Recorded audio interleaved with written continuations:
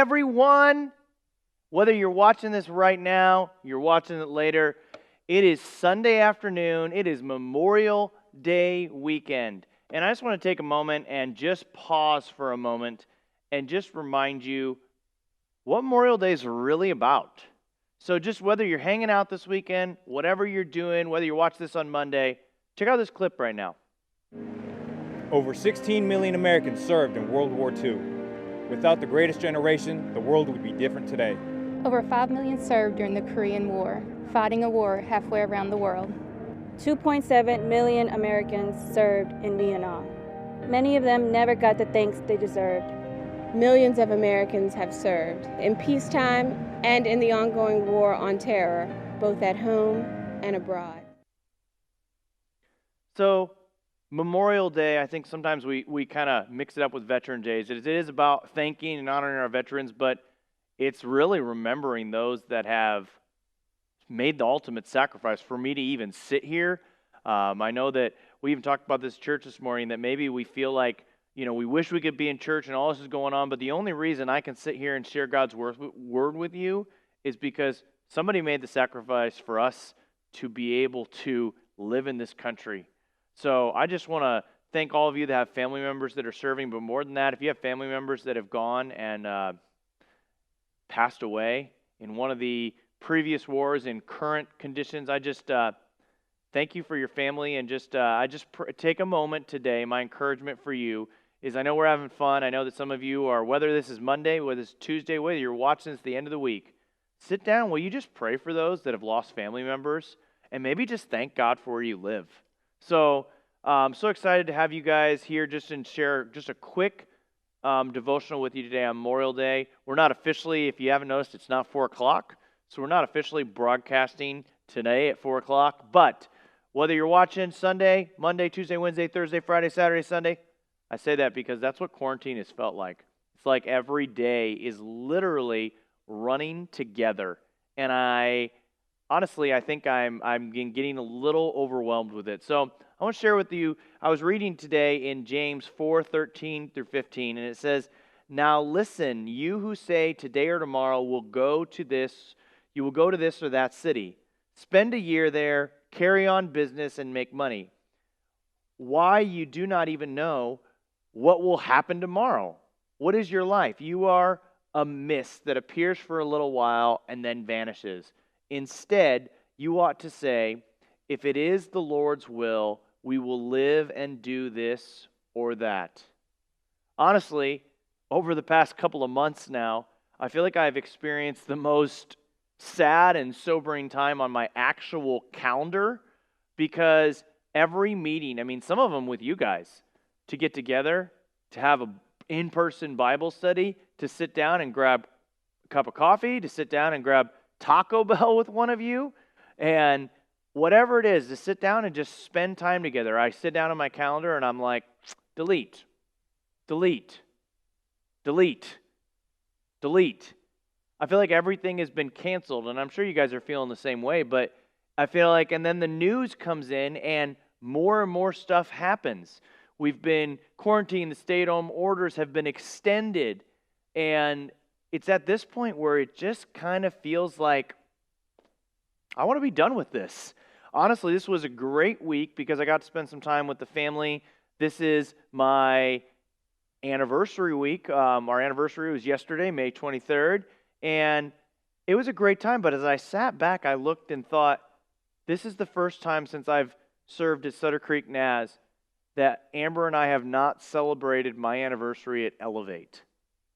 And although I enjoyed being able to celebrate my anniversary not at Elevate, it was kind of sad that I wasn't able to be with you guys cheering on Ultimate Frisbee. I wasn't able to be running out and grabbing food late into the night, playing Jabba Jabba Can Can. Like, all the stuff we literally get to do has just kind of been canceled. And I feel like I'm holding on for a crazy ride sometimes, and I don't want to let go of my own control. Like, I wish I had, you ever felt like you wish you just, like, you want to be in control? This passage says that we worry about today or tomorrow, and like we make our plans and we're like, I'm not letting go no matter what. It's like this kid who is over here holding on to this ski rope. Literally, he just doesn't let go. Check this out. He grabs the rope. Let go! And the kid literally, I thought he was going to hit the ramp when I first saw this. That would have been pretty epic. But he doesn't let go. He's like, these are my plans. I got it figured out. It doesn't matter. This is what's going to happen. And honestly, as I find myself these last couple of weeks just thinking about youth group, thinking about everything else, and trying to plan, I feel like for the first time in my life, every plan that I think I've made in so many ways has changed. Every plan. This is now not how I imagined any of 2020 to go. And literally, I sit down and I'm like, I'm going to make plans for youth group. I'm working with Chloe and we're talking about what does this summer look like? And literally, it's just a blank piece of paper and we can't really make a plan because the next day I feel like we have to rip it up.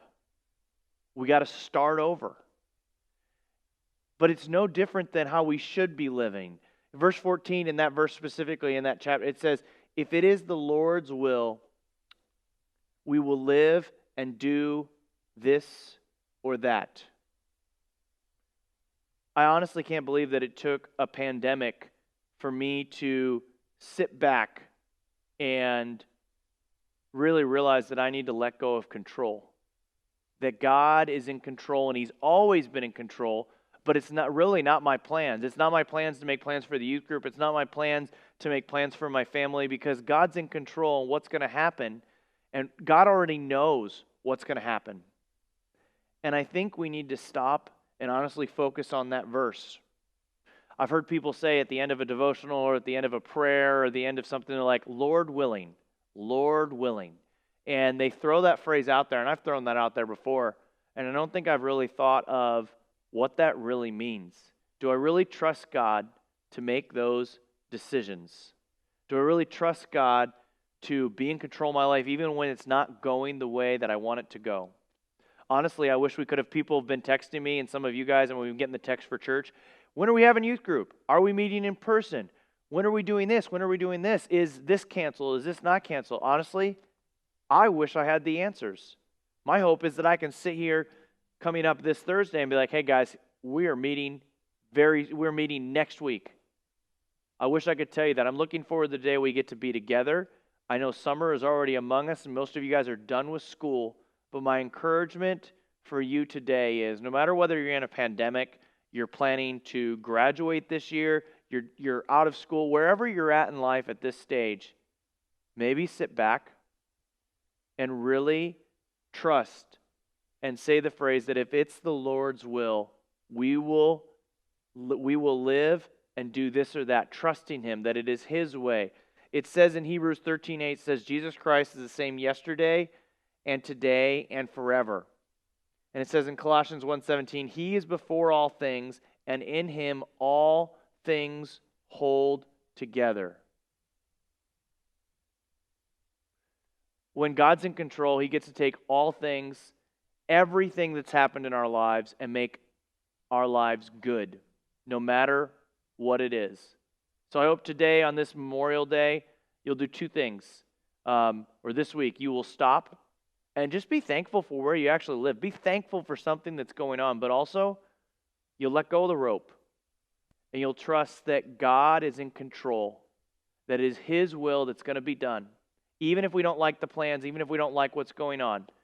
So hope you have whether you're watching today, hope you have a great time Memorial Day weekend or that you had a great time. So thankful for you. So looking forward to the day we get to be together. Hey, have a great time. I love all of you and just thankful to be here. But you know what? I want to give each of you, no, I'm not going to give all of you a hug. I want to say, give everybody a high five. I want to eat Taco Bell with all of you. That's the truth. So hopefully I'll see you soon. And thankful for Chloe sharing this last Thursday, as I got to spend some time with the family. Have a great day, everyone.